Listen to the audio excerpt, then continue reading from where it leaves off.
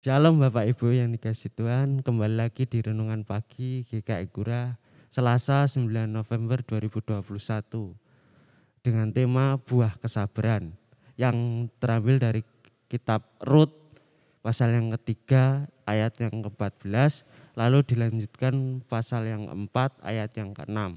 Saya akan bacakan dari Rut pasal yang ketiga ayat yang ke-18. Lalu katanya mertuanya itu, "Duduk sajalah menanti anakku sampai engkau mengetahui bagaimana kesudahan perkara itu, sebab orang itu tidak akan berhenti sebelum diselesaikannya perkara itu pada hari ini juga." Bapak Ibu, jalan hidup tidak pernah dapat ditebak dan tidak mudah dipahami. Naomi dan suaminya Elimelek beserta kedua anak mereka Mahlon dan Kilion pergi ke Moab dan menetap di sana untuk menyelamatkan diri dari bencana kelaparan yang melanda di tanah Israel.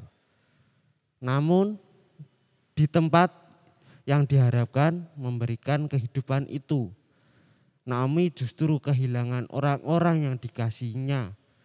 Suami dan kedua anaknya meninggal di tanah Moab. Hidup Naomi berubah drastis, terpuruk.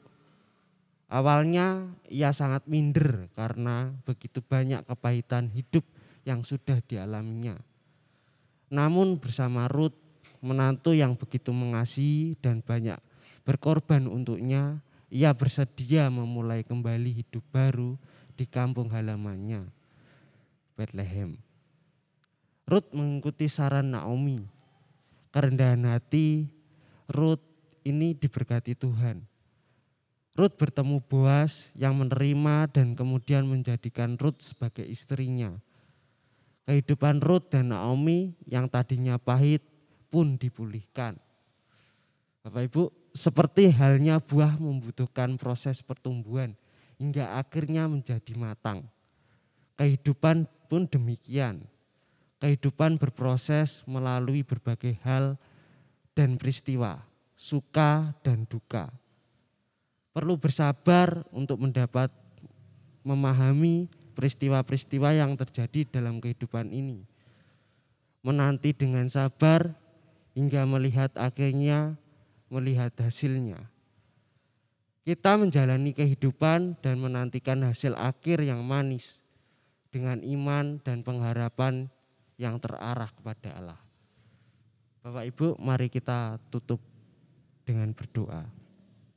Bapa dalam kerajaan surga, kami mengucap syukur atas kesempatan pada pagi ini sehingga kami bisa merenungkan dari firman-Mu ya Tuhan.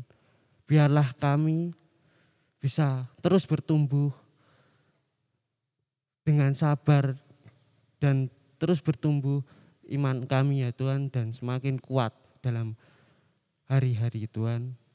Tuhan, berkatilah kami ya Tuhan. Setelah ini kami akan melanjutkan aktivitas kami Tuhan. Berikan kami kekuatan, berikan kami kesehatan ya Tuhan.